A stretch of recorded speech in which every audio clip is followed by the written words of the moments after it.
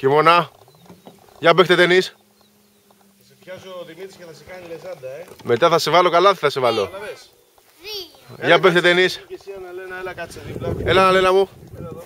Έλα παίξουμε ταινίς. Έλα Κίμων. Εγώ. Πρώτα εσύ, δεύτερος, τρίτη Αναλένα, πάμε. Πάμε.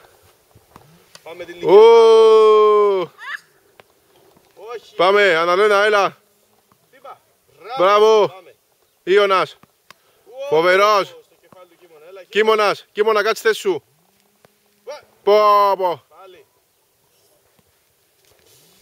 Αναλένα. Μπράβο Αναλένα, δίνει και τις μπάλες πίσω. Μπράβο Αναλένα. Μπράβο. Δύο φορές, μπράβο, διπλό χτύπημα. Δυνατά. Όπα. Όχ. Μπράβο. Έλα στις θέσεις σας. Μπράβο, Ιω. Έλα. Κίμωνα. Αναλένα, στις θέσεις σου. Πάμε να μαζέψουμε μπάλες. Θέλω τις ελαφριές. Εντάξει. Πάμε να μαζέψουμε μπάλες. Ζουζουνί. Ζουζουνί είναι. Κάτι πρία. Μπράβο Αναλένα. Έλα. Εντάξει, δώσε.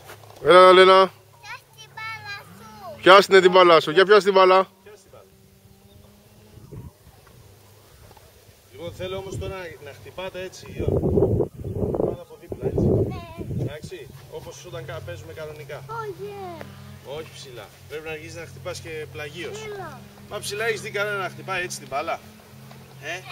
Η μπάλα στο τένις χτυπιέται από δίπλα, έτσι. Από το πλάι. Όχι τόσο κοντά. Κάνε λίγο στην άκρη. Έλα, πάμε. Κιμών, είσαι έτοιμος? Γίτσες, είσαι έτοιμος? Πάμε, 1, 2, 3.